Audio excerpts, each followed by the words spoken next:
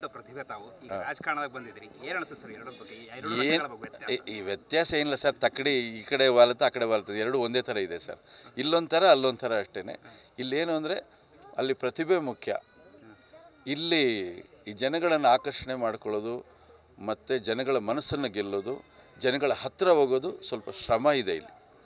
ಅಲ್ಲಿ ಮನರಂಜನೆ ಮುಖಾಂತರ ಪ್ರೇಕ್ಷಕರನ್ನ ನಾವು ಗೆಲ್ಬೋದು, ಅದು ಒಂದು ಸಣ್ಣ ಪ್ರಯತ್ನ ಅದು.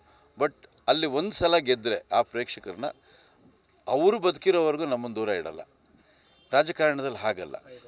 ಇಲ್ಲಿ ಐದೇ ನಿಮಿಷ ಇಲ್ಲಿ ಎತ್ತು ಒದ್ರೆ ಎದ್ದೋಳಷ್ಟರಲ್ಲಿ ಅವ್ರ ಆಯಸ್ಸು ಮುಗಿದೋಗಿರುತ್ತೆ.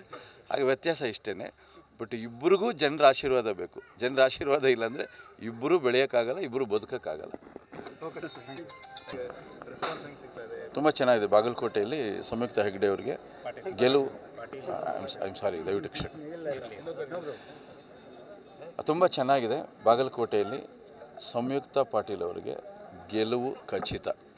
ಯಾಕೆಂದರೆ ನಾನು ಎಲ್ಲ ಜಿಲ್ಲಾವಾರು ಪ್ರಚಾರಗಳನ್ನು ಮಾಡ್ಕೊಂಡು ಬರ್ತಾಯಿದ್ದೀನಿ.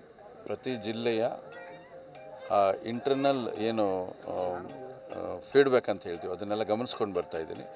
ನಮಗಿಲ್ಲಿ ತುಂಬ ಚೆನ್ನಾಗಿದೆ, ಭಾಳ ಚೆನ್ನಾಗಿದೆ ವಾತಾವರಣ. ಮುಖ್ಯವಾಗಿ ಆ ಹೆಣ್ಮಗು ವಿದ್ಯಾವಂತ ಹೆಣ್ಮಗು, ಚೆನ್ನಾಗಿ ವಿಚಾರಗಳನ್ನು ತಿಳಿದಿರ್ತಕ್ಕಂಥ ಹೆಣ್ಮಗು. ಈ ಭಾಗದ ಜನತೆಯ ಬಗ್ಗೆ ಅಲ್ಲಿ ಧ್ವನಿ ಎತ್ತುವಂಥ ಒಂದು ಶಕ್ತಿ ಅವ್ರಿಗಿದೆ. ಯಾಕೆಂದರೆ ನಾನು ಬಹಳ ವರ್ಷಗಳಿಂದ ನೋಡ್ತಾ ಇದ್ದೀನಿ, ಸಂಸದರು ದಿಲ್ಲಿಯಲ್ಲಿ ಮಾತೇ ಆಡೋದಿಲ್ಲ. ಸಂಸದರು ನಮ್ಮಲ್ಲಿ 20 ಜನ ಗೆಲ್ತಾರೆ, 28 ಜನ ಗೆಲ್ತಾರೆ, 26 ಜನ ಎಲ್ಲರೂ ಹೋದ್ರೆ ಅಲ್ಲಿ ಇದರ ಅಂತ ಅನಿಸುತ್ತೆ. ಬೇರೆ ರಾಜ್ಯದವರೆಲ್ಲ ಜೋರಾಗಿ ಮಾತಾಡ್ತಿರ್ತಾರೆ, ನಮ್ಮವ್ರ ದನಿನೇ ಇರಲ್ಲ. ಎಲ್ಲ ಒಂದೋ ಒಬ್ರಿಗೋ ಇಬ್ರಿಗೋ ದನಿ ಇರ್ತದೆ, ಅವರು ಆ ದನಿನೂ ಅಡಗಿಸ್ಬಿಡ್ತಾರೆ. ಬಟ್ ಇಂಥ ಹೆಣ್ಮಕ್ಳು ಗೆದ್ದು ಹೋದಾಗ ಒಂದು ಗಟ್ಟಿ ಕೂಗಿರುತ್ತೆ.